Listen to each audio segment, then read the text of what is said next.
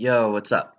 Today we're gonna look over some tips and tricks that can help you personalize and kind of customize the drum sounds you use in your productions to give yourself a little more of a unique voice, stand out from the crowd.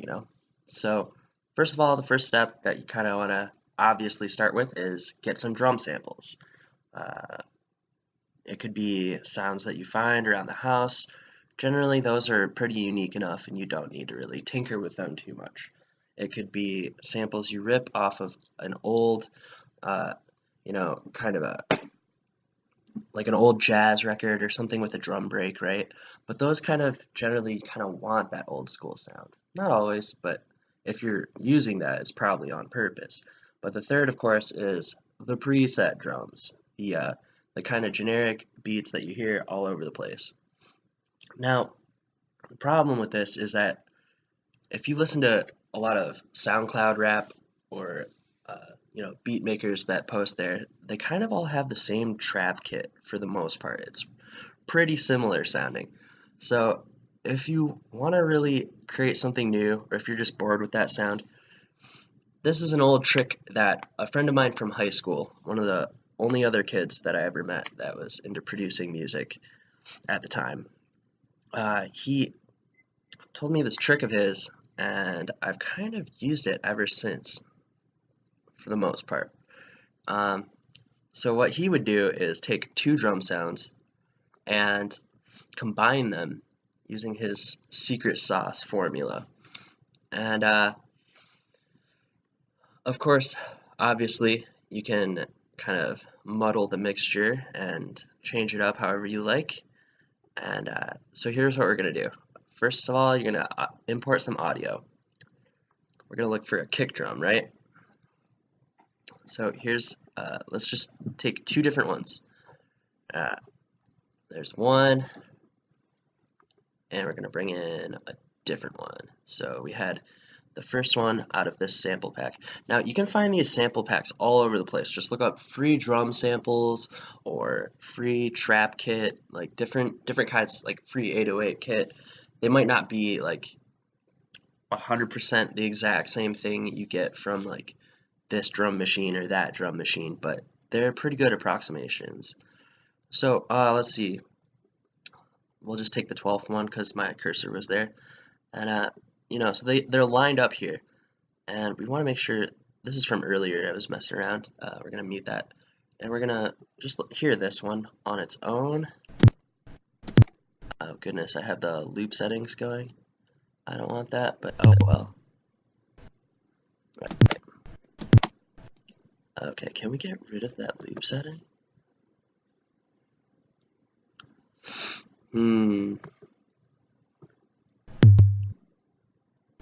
Right, okay.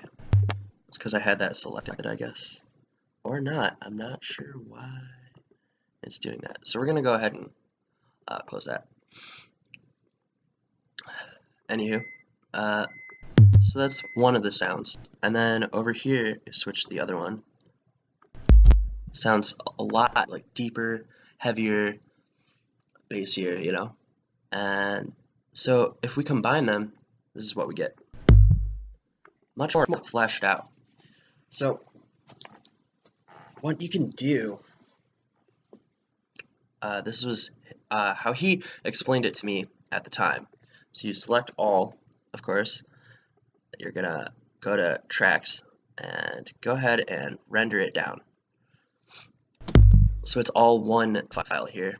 And then the way he described it, he said he would apply a compressor to it, kind of like seals it all tight together, like you're cooking. You took two different ingredients, mix them up, simmer it, and now it's got that like own unique presence.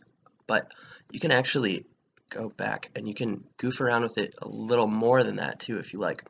So for example, this one, since it's the higher sound, we can go ahead and you can experiment with all kinds of these different effects and whatnot. Audacity has a lot of stuff that the free version of Studio One doesn't have, and vice versa. So I like to bounce sounds between both of them. here. So, for example, you could go through and cut the treble from one and the bass from the other and mix it. I actually don't like how that sounded, but you can also, of course, there's all kinds of effects you can mess around with. Like you could apply, chorus to it, really beef it up even more. Let's just double check and see what it's like if we cut the treble, even though the treble was kind of what I originally was going to highlight. Let's see here. That's a cool sound. And then if we go back over here and give it,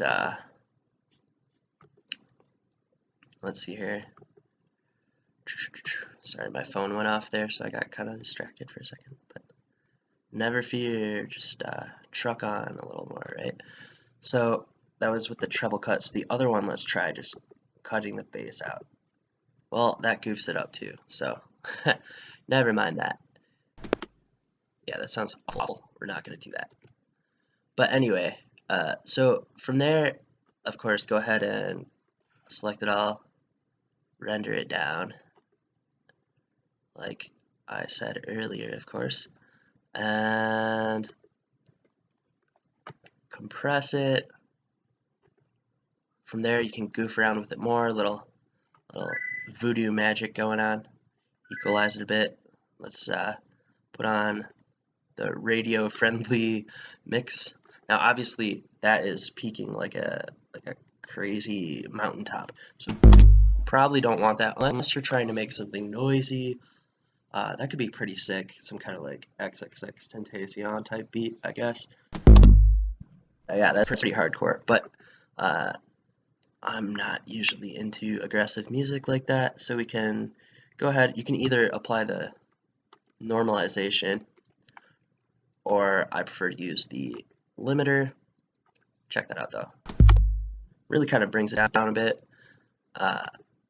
but like I said, I prefer the limiter. So we'll see how that turns out. See, it's still like really kind of dirty. You can then, of course, export it as is, or if you want, you can go ahead and apply other things to it. For example, I really like that whole chill wave movement that happened a few years back. Super duper 80s inspired, right?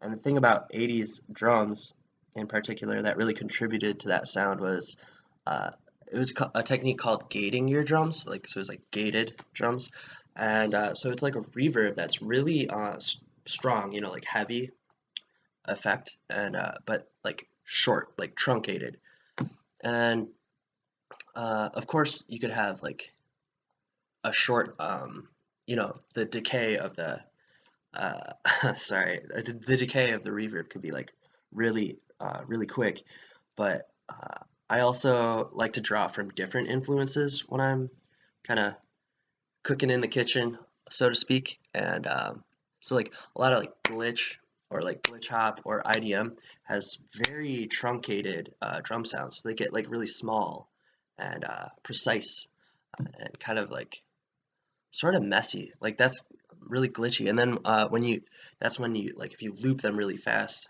they sound so busted up, kind of like a broken machine making the music. So this is what it sounds like with the reverb on it. Obviously big and a little bit much, right? But the actual drum hit is here. Actually, we're just gonna go back into the reverb and make sure we have it. Oh yeah, that's fine. Okay. So from there, you can kind of see where the actual drum hit is. Let's see. And go ahead and get rid of all that and start over. Well, that obviously was a little messy. You can probably get it a little better. Oh, there we go. Cool. That's my dog, Sirius. He, I guess, wanted a cameo, a little voice acting moment. Add to this whole Sonic affair going on here. That's cool. We love Sirius around here. He's a good guy. Okay, that's not working how I wanted at all, but I'm way more used to using analog. Alright, so it looks like it trails out here. We can chop it when it gets back around to home base there, so.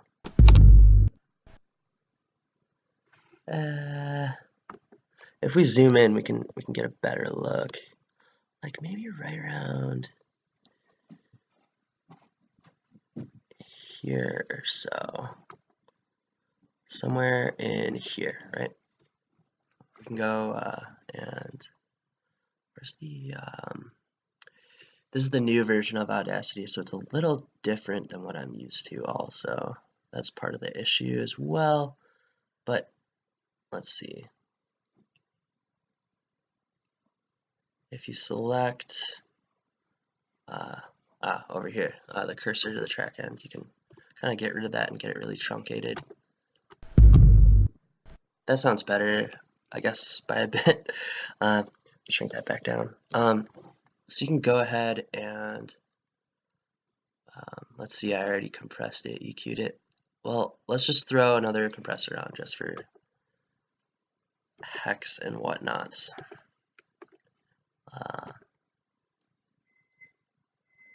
Oh gosh, my food's in the microwave. But yeah, then you can go ahead and export it as a wave, because that can be imported back into, we'll call it kick. That can be imported back into your handy dandy, no, we're not going to say that, handy dandy copy of Studio One. So we're going to make a new track, or actually we're going to import, where the heck, import file, it's under song, grab the kick. Oh, of course, I guess you do need an audio track open for it. See, that's the thing, like these programs are so different and I'm not used to either of them really. At least not in the capacity that I'm using them now. But we're both learning together, aren't we? Anywho, bring this kick in.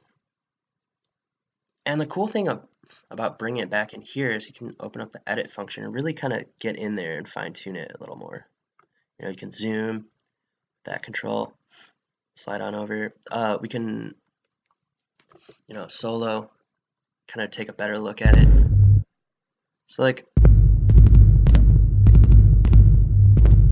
know, I kind of don't like how it trails on so much, right? So you can go ahead and drag it down a bit. See, but that's still not quite what we want either. Maybe like about there. Getting there. I just feel like it's too big, and if you want that, like, well, this is all up to personal preference. You can tweak it with all kinds of effects and however you want it. But anyway, so for example, let's see, we can go ahead and get out of that window, and you can, I have the hi-hat that I made earlier. The first time I filmed this, I'm just full of mistakes today, but that's what makes you stronger as a person. And then maybe bust in another one here. And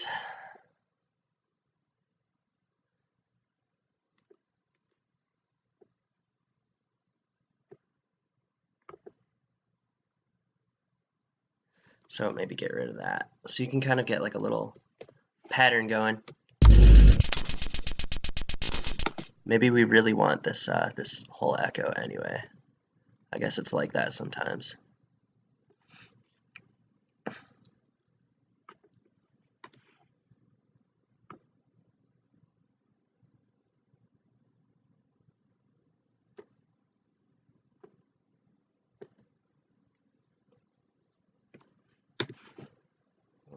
You know, you can kind of layer them up so that you have multiple hits sounding, get a little pattern going.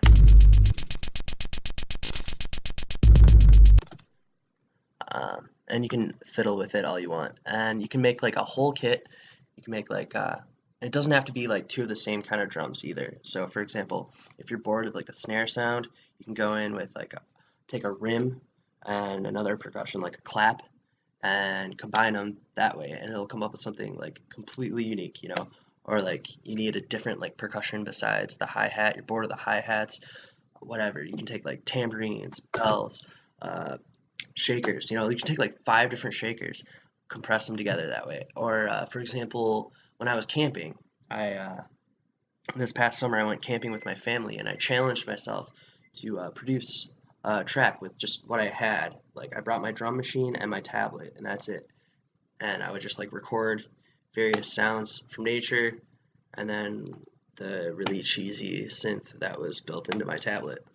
So I found like some really great drum sounds by like there's a bridge that I stepped on. It sounded really bassy. Took a couple recordings of it, compressed them together, got a really fleshed out bass drum.